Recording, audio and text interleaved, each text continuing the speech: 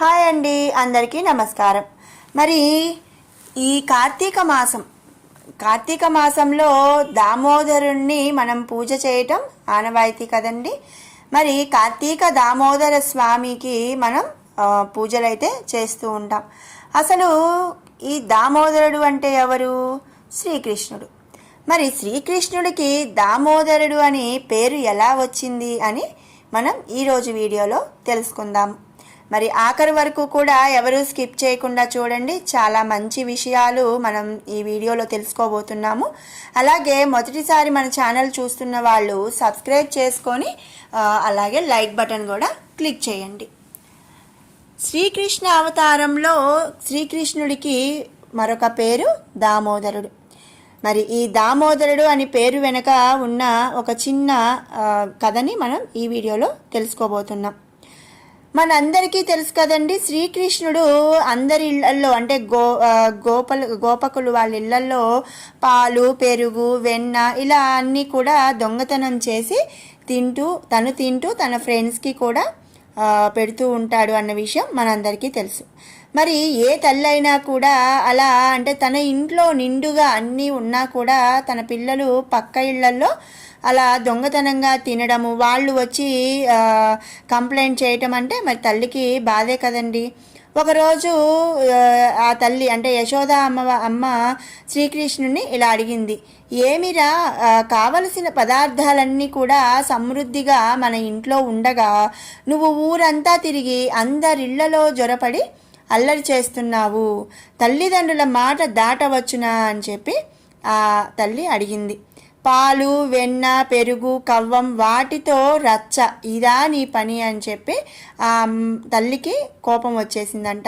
ఇంటిలో ఉన్నట్టే కనిపిస్తుంటావు, అన్ని ఇళ్లలోనూ అల్లరి చిల్లర పనులు చేస్తూ అంతలోనే మాయమవుతావు, నిన్నేమనాలి అని చెప్పి శ్రీకృష్ణ పరమాత్మని యశోదామాత అడిగిందంట. ఇక అని దామపాసం అంటే ఒక తాడండి.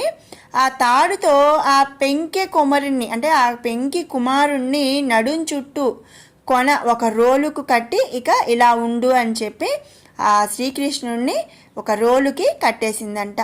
వారిని పంపించి తాను లోనికి వచ్చింది. మరి అందరూ కూడా యశోదకి కంప్లైంట్ చేయడానికి వచ్చారు కదండి గోపికలందరూ, వాళ్ళందరినీ పంపించేసి లోపలికి వచ్చింది. బాలకృష్ణుడు అదురుతూ బెదురుతూ తల్లిని గొల్లపడుచులను చూస్తూ తల్లి కొట్టుతుందేమో అన్నట్టు నటిస్తూ అందరూ చూస్తూ ఉండగా ఆ రోలు ఈడ్చుకు వెళ్ళి ఇంటికి ఎదురుగా కొంత దూరాన ఉన్న 2 జంట మద్ది చెట్ల నడుమ నుంచి వెళ్ళాడంట. ఆ ఈడవడం మూలాన 2 చెట్లు కూడా విరిగి పడిపోయాయి. ఆ పడడం పెద్ద మోత. ఆ మోత గొల్లపల్లెలో భీకరంగా ప్రతిధ్వనించింది. ఆ సమయంలో అక్కడ ఉన్న వారంతా కూడా వడివడిగా వచ్చి పడి ఉన్న చెట్లను రోలితో ఆడుతున్న బాలకృష్ణుణ్ణి చూసి ఆశ్చర్యపోయారంట. కొందరు గొల్లపడుచులు బిరబిరా వెళ్ళి, ఓయమ్మ యశోదా, నీవు నీ గారాబు కొడుకు చూడు ఏమి చేశాడో, ఆ రోలితో వెళ్ళి మద్ది చెట్లను పడగొట్టి వాటి మధ్య ముద్దు మాటలాడుతున్నాడు, అంత చిన్నవాడు అలాంటి పని చెయ్యగలడా?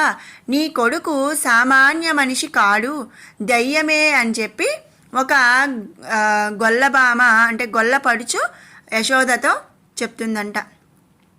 అలా ఆమె గొల్లబామ అరిచి చెప్పగా యశోద విని సంభ్రమాశ్చర్యాలతో అల్లుకుపోయి వడివడిగా కొడుకున్న చోటికి వచ్చేసి నడుముకి రోలుకి కట్టిన దామం అంటే తాడు ముడి విప్పి చిన్న కృష్ణుణ్ణి అక్కున చేర్చి శిరస్సు మూర్కొని చెక్కిళ్ళు నిమురుకొని ఆనంద బాష్పాలతో అభిషేకం చేసిందంట. మరి అంతే కదండి, మన పిల్లలకి ఏదైనా చిన్న అపాయం వచ్చింది అని తెలిస్తేనే మనం వాళ్ళని హగ్ చేసేసుకొని మరి అంతా చెక్కిళ్ళు అన్నీ నిమురుకుంటూ మనం అంటే ఏమీ జరగలేదు కాబట్టి ఆనంద బాష్పాలతో మనం చూసుకుంటాం కదా. దామం ఉదరబంధనంగా కలవాడయాడు కనుక కృష్ణునకు అదొక పేరు.